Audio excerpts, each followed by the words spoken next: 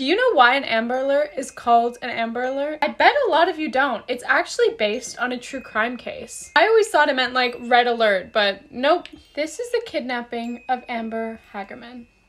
Amber was born on the 25th of November, 1986 in Arlington, Texas. Her mother, Donna, was only 18 when she gave birth, and her father, Richard, was 34.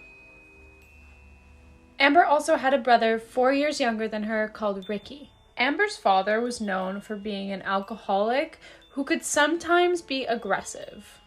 And due to his violence, the neighbors would actually end up calling the police on them a few times. The police eventually were called again, and they told Donna that if they were called one more time that they'd take the kids away. Donna decided to leave Richard at that point, and she actually moved the two kids into a new apartment. On the 13th of January 1996, Donna took Amber and Ricky to their grandparents' house. At the time, Amber was 9 and her brother Ricky was 5. It was said to be a really nice and warm winter day, so Amber asked if her and Ricky could go ride their bikes. Donna agreed to let them go ride their bikes under one condition, that they stayed in the neighborhood. And of course, they didn't. Amber and Ricky wanted to go to this one grocery store parking lot that had a ramp of sorts that they could ride their bikes on. And so they broke the rules, left the neighborhood, and went to this parking lot.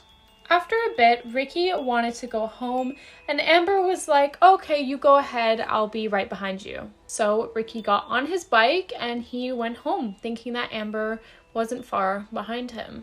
And when Ricky got home, he waited for Amber, but she never came home. Around the time that Ricky got home, the police actually got a phone call. A 78-year-old man called Jimmy had actually witnessed the kidnapping. He was stood not far from this parking lot when he saw a black pickup truck pull up next to Amber. He then watched as a man exited the vehicle and quickly forced Amber into it. Jimmy then called the police and let them know what he had just seen, and the search for Amber began. Come back for part 2 to see what happens next.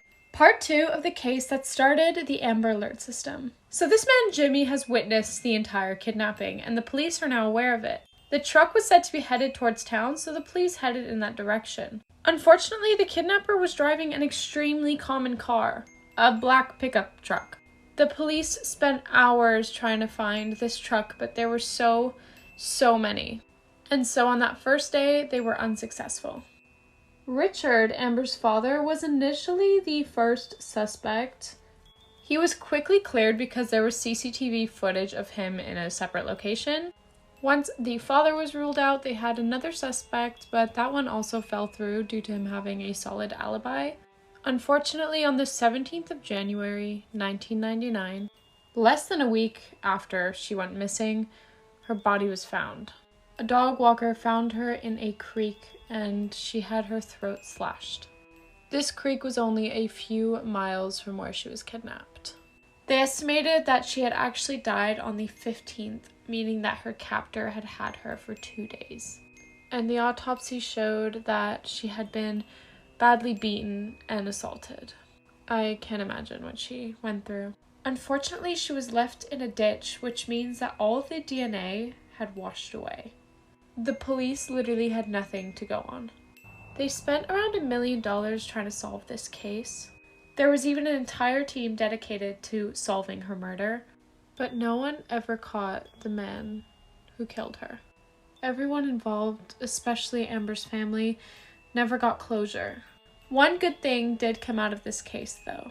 After her death, a system came into place to protect children who have been abducted. This system, as you know, is called the Amber Alert, which stands for America's Missing Broadcast Emergency Response. Ooh, that was a mouthful.